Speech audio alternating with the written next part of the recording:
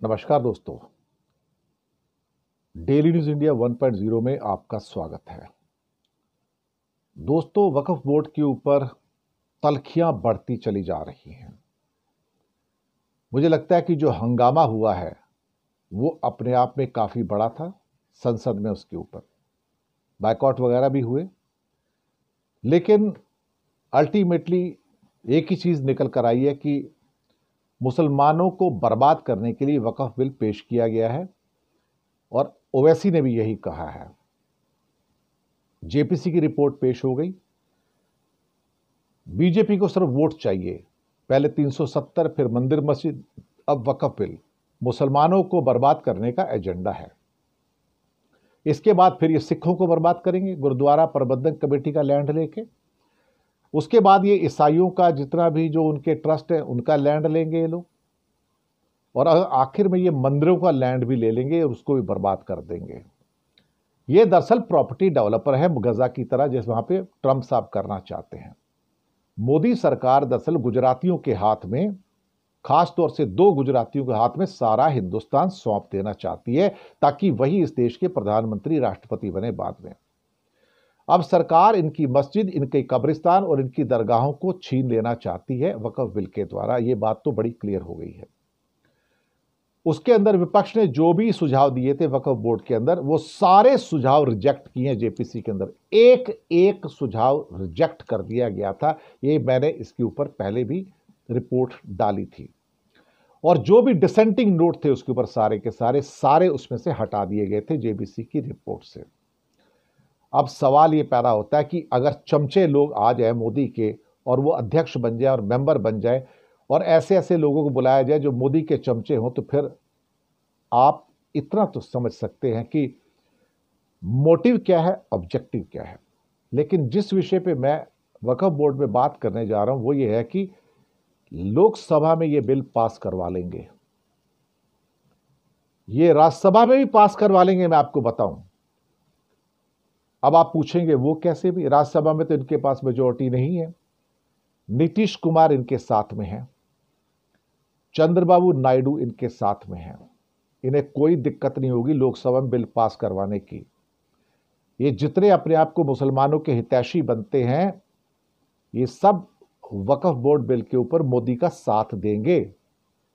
दूसरी बात, इंडिया गठबंधन की कुछ पार्टियां, लिख लीजिएगा, इंडिया गठबंधन की कुछ पार्टियां, और वो पार्टियां जो इंडिया गठबंधन में भी नहीं है और एनडीए में भी नहीं है, वो भी वक्फ बोर्ड के बिल में सो कॉल्ड वोट करेंगे मोदी के साथ में, या एब्सटेन करेंगे, यानी कि पार्लियामेंट में नहीं आएंगे वोटिंग के समय। खासतौर से लोकसभा में दिक्कत नहीं होगी इनको, क्योंकि जेडीयू सपोर्ट करेगा, चंद्रबाबू नायडू सपोर्ट करेंगे, चिराग पासवान भी सपोर्ट करेंगे, और बाकी जो छुटभैये दल हैं वो भी सपोर्ट करेंगे। तो ये 270 वोट तो वहां जुटा लेंगे। राज्यसभा में इनके पास आधी जो है वो जुटाने थोड़े से मुश्किल हैं, लेकिन वहां भी जेडीयू और ये सारे लोग वोट करने जा रहे हैं। चंद्रबाबू नायडू ये वोट करेंगे मोदी के साथ। अब वो कौन लोग हैं जो इंडिया गठबंधन वाले हैं या non NDA, non BJP, non NDA, non India गठबंधन वाले जो वोट करेंगे? वो लोग जो मोदी के साथ जाएंगे, उसमें एक पहला दल हो सकता है बीजू जनता दल।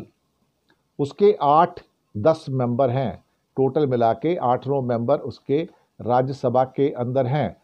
ये लोग जो हैं, मुझे लगता है कि वोट करने, या तो वोट करेंगे मोदी के साथ में, या वो करेंगे खास तौर से एब्सटेन कर जाएंगे।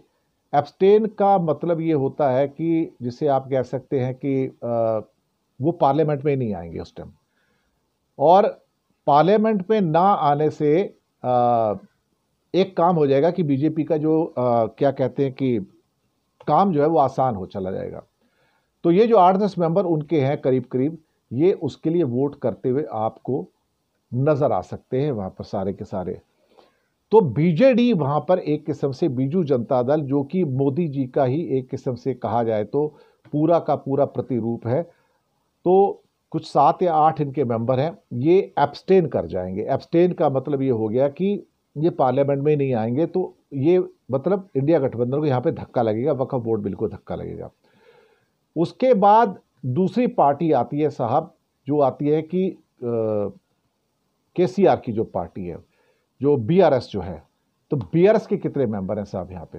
तो बीआरएस के जो मेंबर हैं वो भी इसका मुझे लगता है कि वो एब्सटेन कर जाएंगे, या उस दिन वो क्या कहते हैं कि आएंगे ही नहीं वहां पर सभा के अंदर, पूरे के पूरे राज्यसभा में, तो वो भी नहीं आएंगे। इसके अलावा अब कुछ और जो वोट हो सकते हैं जो इनके साथी नहीं है, एनडीए के साथी नहीं है, क्योंकि नॉर्थ ईस्ट से भी कुछ दल ऐसे आते हैं, तो वो सारे के सारे भी एब्सटेन करेंगे।